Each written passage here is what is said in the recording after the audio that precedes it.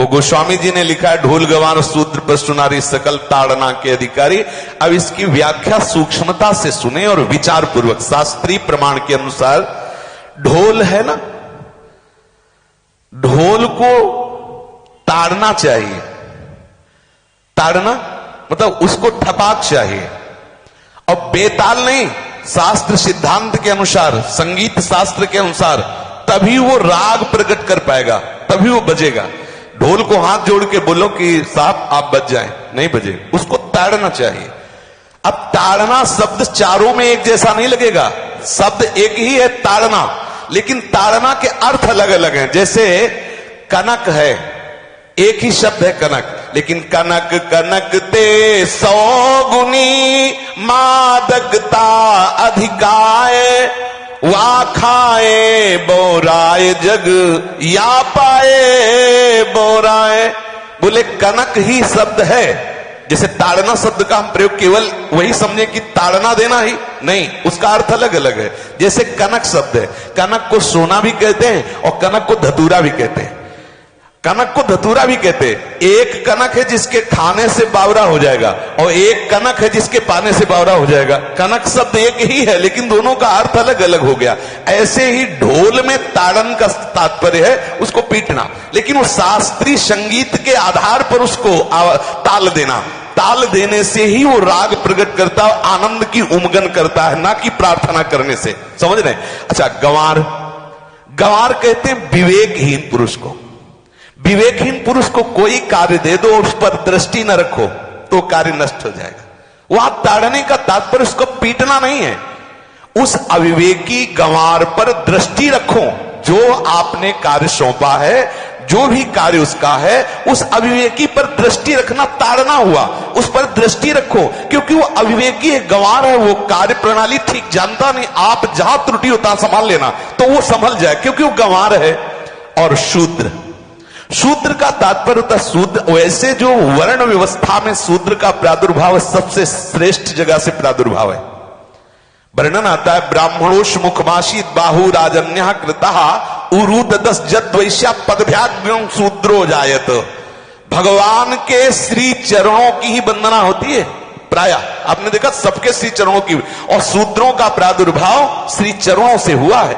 कोई ऐसा न समझे कि शूद्र का मतलब निकृष्ट होता है। यहां शूद्र का तात्पर्य, जब से किसी से कहते हैं कि शूद्रवत आचरण करता है, मतलब शास्त्र विरुद्ध, सदाचार के विरुद्ध आचरण करना, शूद्रवत आचरण की तरफ संबोधन किया जाता है। यहां कहा गया कि शास्त्र की सम्मति, शास्त्र के शासन के अनुसार आचरण हो, सदाचार परायण हो। शास्त्र जिसके लिए जो विधान करता है, शास्त्र शासन स्वीकार करना, यहां शूद्र के ताड़न की बात कही गई। यहां शूद्र ताड़न का तात्पर्य डंडे से प्रहार करना नहीं, समझना।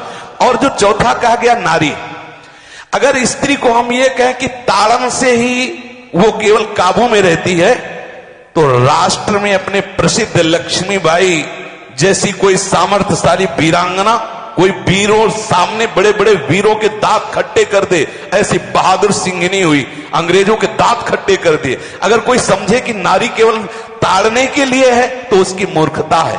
पुरुष और नारी का समान प्रादुर्भाव हुआ है। भगवान ब्रह्मा के श्री अंग से दाहिनी तरफ से महाराज मनु और बाईं तरफ से उनकी पत्नी उनका प्रादुर्भाव हुआ शतरूपा।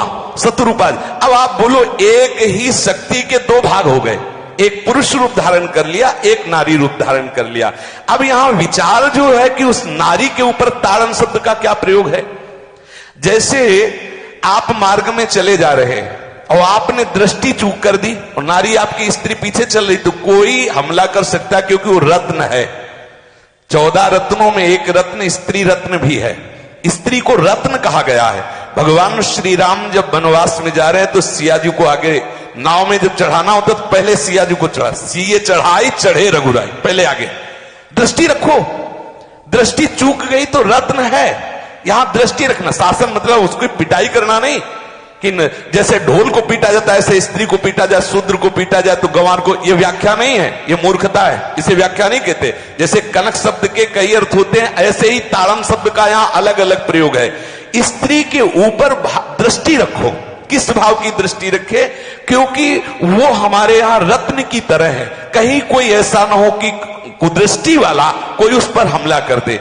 पाणी ग्रहण संस्कार में रक्षा का भी सूत्र बताया जाता है कि आपको अभी ये समर्पित है, आप इसकी रक्षा करें। हमारे शास्त्रीय सिद्धांत में देखो, कभी भी स्त्री को अकेला छोड़ने का सिद्धांत नहीं पाया गया।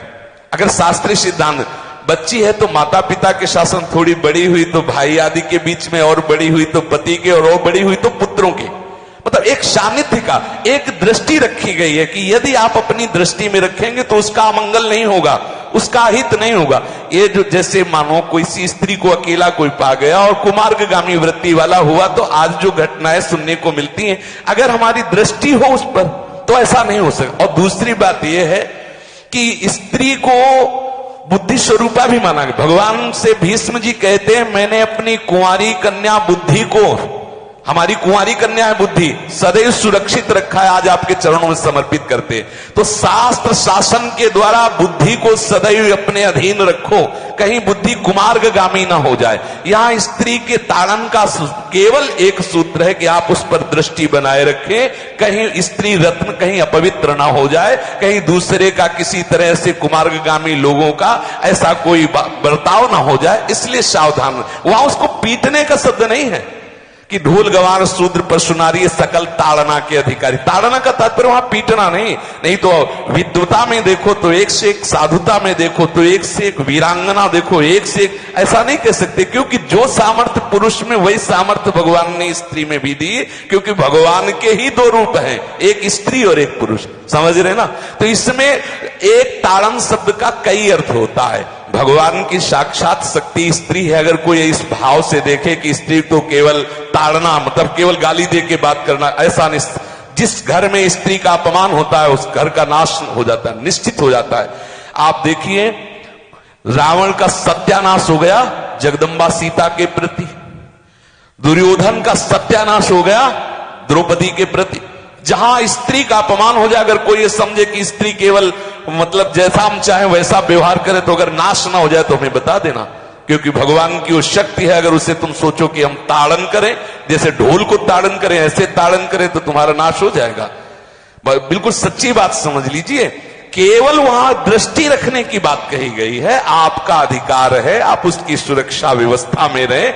और एक वृत्ति होती है, अगर शासन ना हो तो हमारी बुद्धि भ्रष्ट हो जाए, हमारी बुद्धि भ्रष्ट हो जाए, आपकी बुद्धि भ्रष्ट हो जाए। भगवान का भय, शास्त्र का भय, लोक मर्यादा का भय, ये हमको सुरक्षित रखता है। इसलिए दृष्टि रखने की आवश्यकता है कि वो पवित्र रहे, वो सुरक्षित रहे, ना कि उसको पीटने के लिए यहां संबोधन किया गया गोस्वामी तुलसीदास जी ने। इसलिए सावधानी पूर्वक अपनी वृत्ति को पावन रखते हुए महापुरुषों के वचनों को समझने की चेष्टा की जाए। गोस्वामी जी ने जो यहाँ कहा, ढोल गवार शूद्र पशु नारी सकल ताड़ना के अधिकारी, तो ताड़ना का अलग अर्थ है, अलग अलग। जैसे ढोल में ताड़ना, तो वैसे सब जगह नहीं ताड़ना लगेगी। आप देखो, पशु जो है, चालक जो घुड़सवार होता है उसको ताड़ना एड़ी से देता है, अपने चालक जो होता है घुड़सवार एड़ी से। किसान जो होता है वो बैल को बोलता है दाहिने, जैसे हल जोतने होता है बाएं, वो भाषा समझता है, बाएं मुड़ जाए, और नहीं मुड़ता तो पीछे अरई है एक छड़ी, उससे वो इशारा देता है, वो समझ जाता है। पशु को अपने इशारे से चला लेते। अब उससे कहे, खड़ा होकर हाथ जोड़ के कहे कि भैया बैल देवता अब थोड़ा दाहिने मुड़ जाओ, तो नहीं मुड़ेगा।